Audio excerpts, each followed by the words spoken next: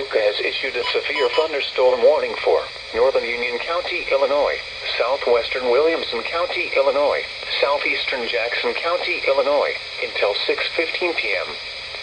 At 5:23 p.m., a severe thunderstorm was located near Grand Tower, or 10 miles south of Murfreesboro, moving east at 30 miles per hour. Expected hazards include 60 miles per hour wind gusts and half-dollar-size hail. This is a radar-indicated threat. The following impacts are expected. Hail damage to vehicles is expected. Expect wind damage to roofs, siding, and trees. Locations impacted include Anna, Cobden, Cedar Lake area, Makanda, and Alto Pass. This includes Interstate 57 in Illinois between mile markers 30 and 39. Repeating, a severe thunderstorm warning has been issued until 6:15 p.m. for the following counties in Illinois: Jackson, Union, and Williamson.